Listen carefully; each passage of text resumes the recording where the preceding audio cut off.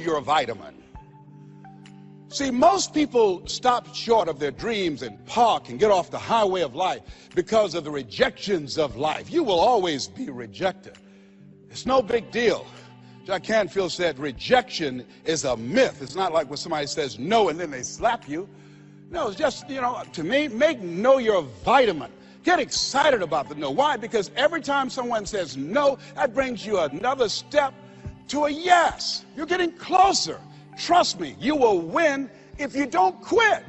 You will win if you don't quit. Even a broke clock is right twice a day. The other thing is, as you look at yourself and look at your goals and look at your dreams, assess yourself. What are your strengths? What are your weaknesses?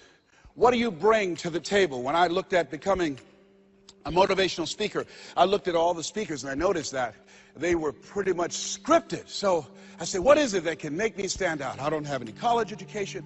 I don't have any credentials. I never worked for a major corporation. What is it I can do to offset my weaknesses? And then something said, well, Les, and this is very important. Mr. Washington, Mr. Brown, yes, sir. What do you want to do with your life? I want to become successful. Good. He said, you must be willing to do the things today others won't do in order to have the things tomorrow others won't have. That's why you said you have something special. See, very few people go to seminars and workshops. They'll go to a concert, but showing up to get something that can expand their minds and help them to begin to see their lives differently, to give them a larger vision of themselves, they'll be too busy. Or they say, well, how much does it cost? Well, information costs, but it pays for itself. Here's the other thing is, ladies and gentlemen, let's say it's me. Yeah, see, it's possible you can live your dream. It's necessary that you have the mindset that I'm going to do this. But you've got to take ownership. You've got to decide, hey, I'm going to do this. You've got to take responsibility for your life. George Bernard Shaw said the people that make it in this life, they look around for the circumstances that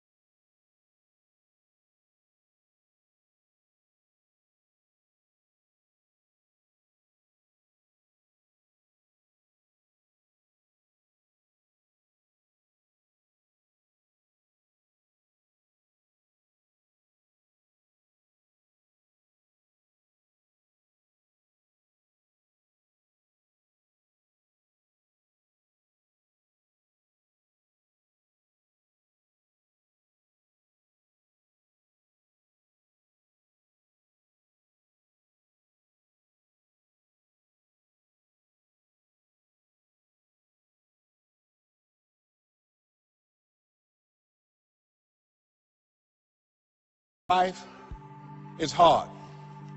It's hard when you lose all your money, when you've given it the best that you have, when you have some major setback. It's hard. When a doctor looked at me and said the three horrible words no one wants to hear, "You have cancer."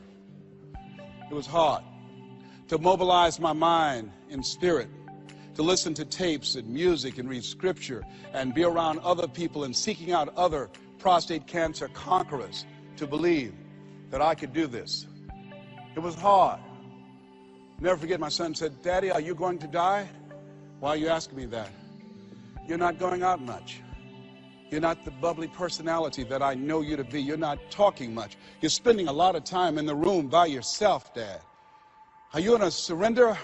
Are you giving up? Are you going to let that doctor's opinion become your reality? Will my daddy see me graduate?" Yes, son, yes. I'm going to fight. No, I don't think it's my time yet. I'm going to see you graduate, but more than that, I've got some other things that I'm going to do with my life. And I thank you for asking me that. But I must tell you that I'm scared.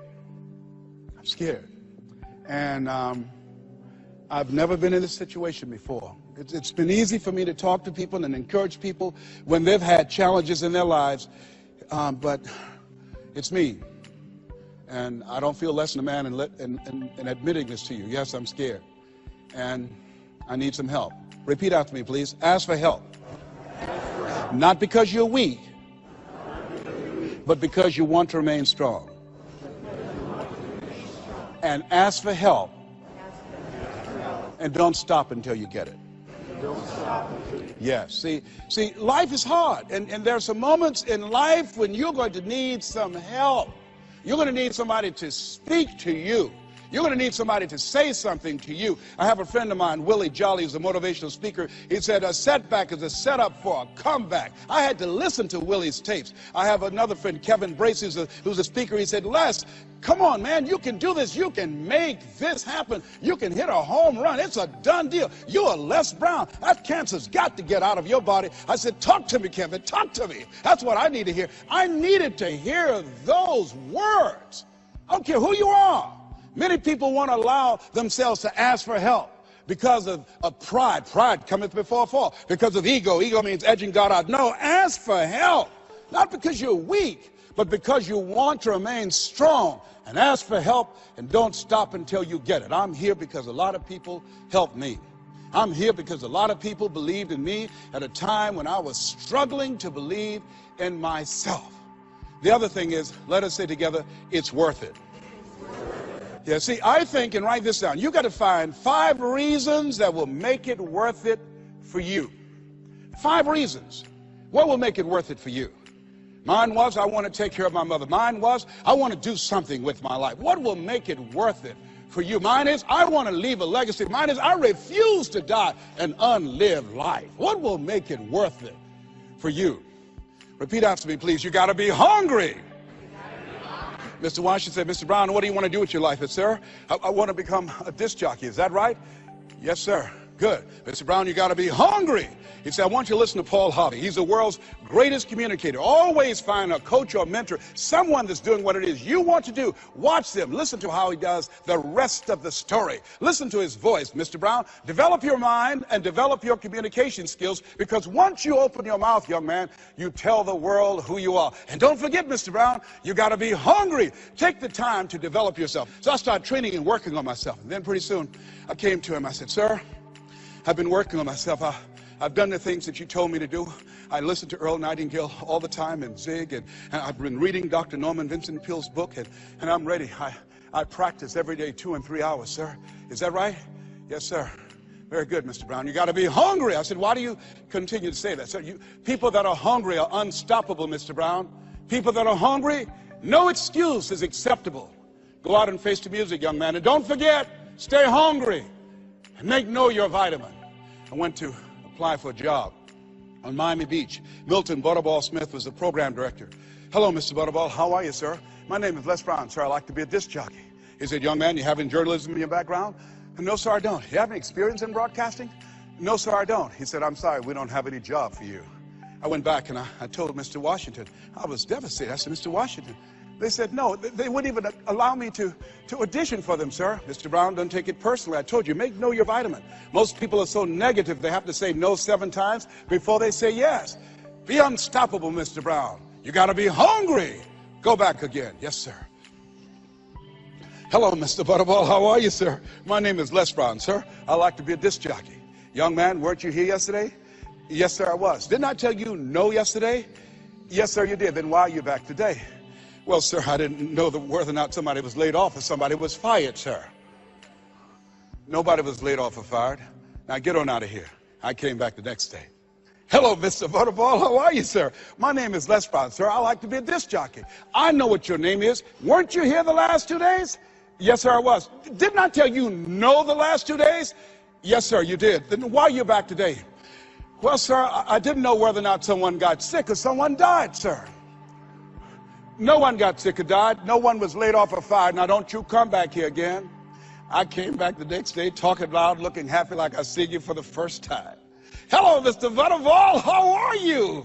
He looked at me with rage. He said, go get me some coffee. I said, yes, sir.